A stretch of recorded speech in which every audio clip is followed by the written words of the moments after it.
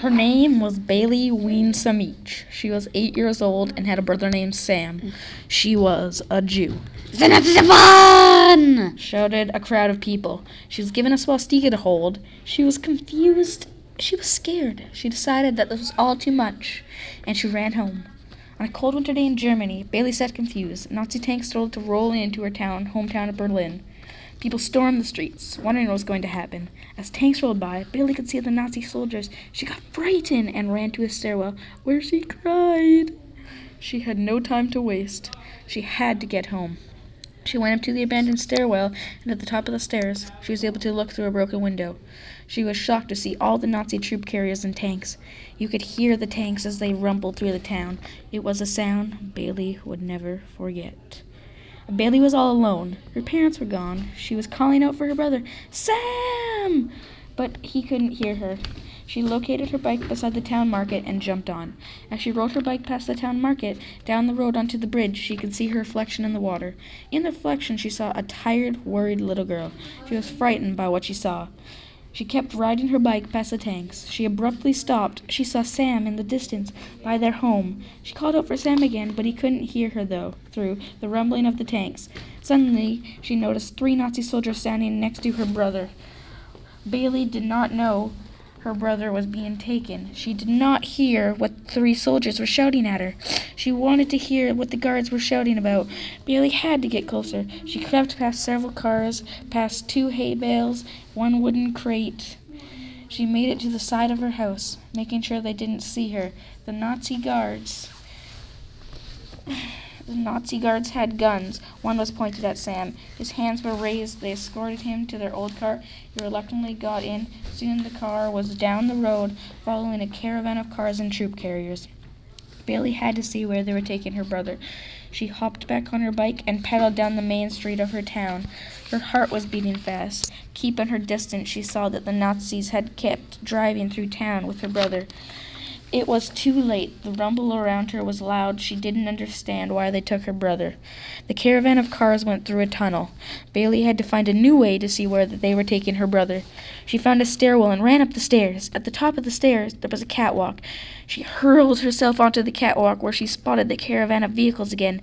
She ran to the other side of the catwalk and went down the second set of stairs on the other side. She could faintly see Sam in the old car. She runs into a place called Deutschland. The caravans was now traveling on a dirt road. She could only wonder where they were taking him.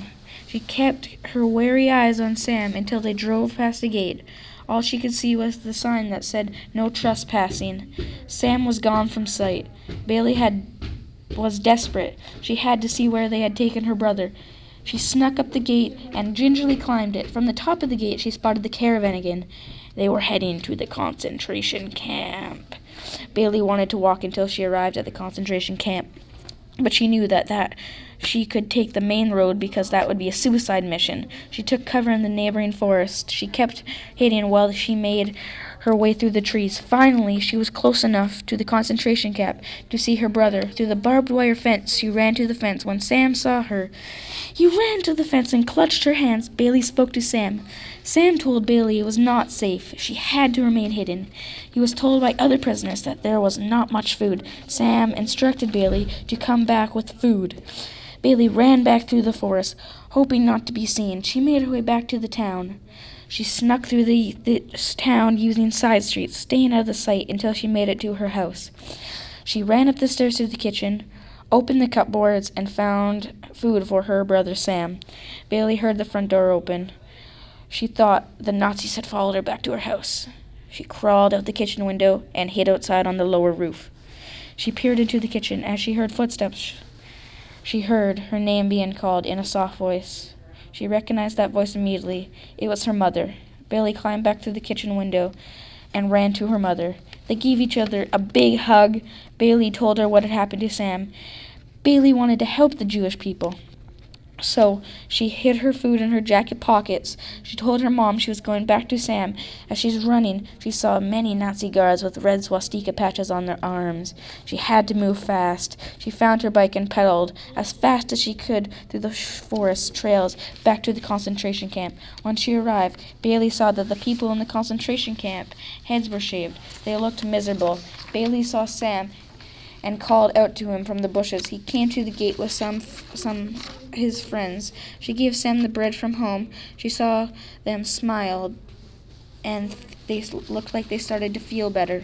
She had to leave quickly before she was noticed. She made her way back through the forest on her bike.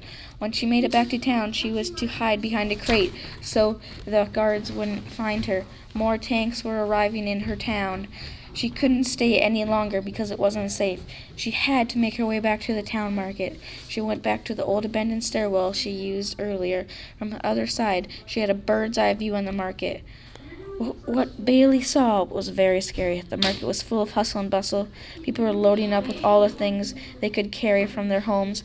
The Nazi people, she could see in the distance that more Nazi tanks and carriers were heading down towards the market.